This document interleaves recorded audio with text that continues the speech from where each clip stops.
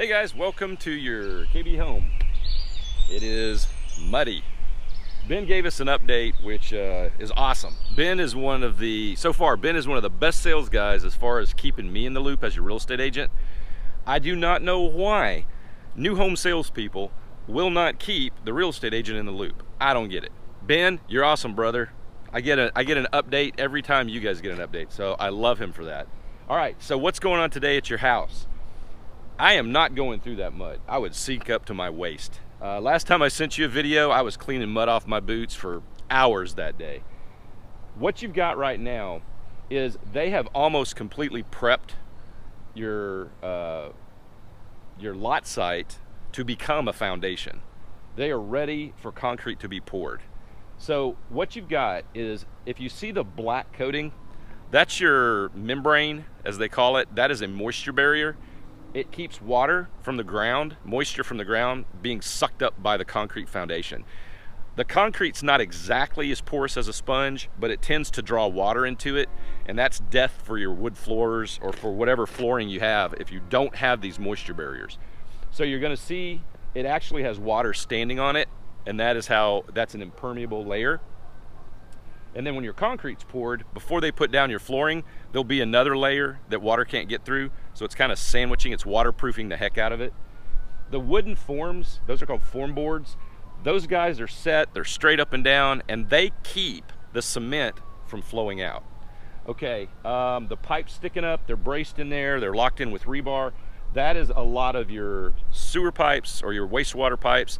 You're gonna see the water pipes, freshwater pipes coming in.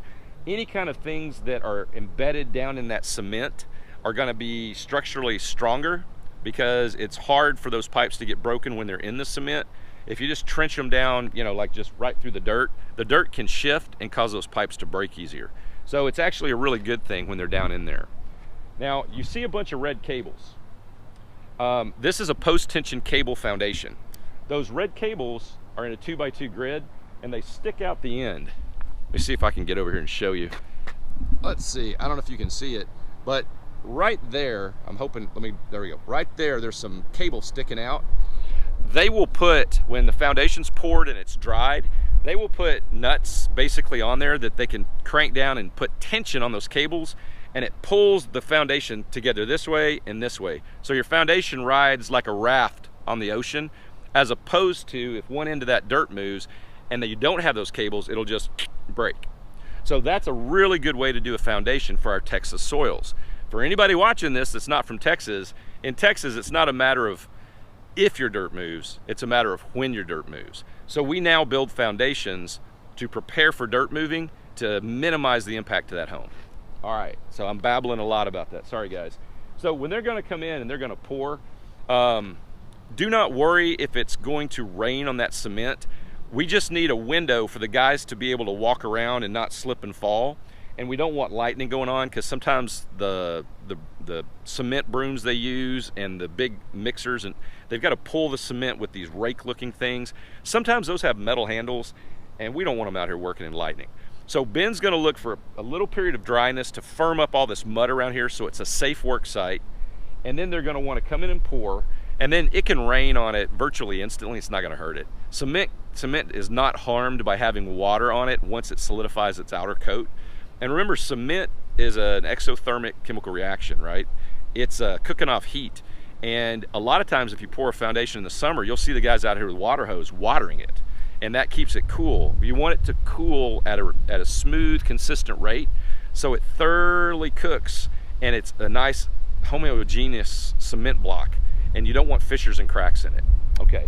And when that cement is poured and you guys walk out here, if you see little micro cracks in it, don't panic, that's normal. It's, you know, if you can put something like bigger than a quarter, you know, in that crack, then we might want them to look at it. But so far this year, we've had great weather for pouring foundations.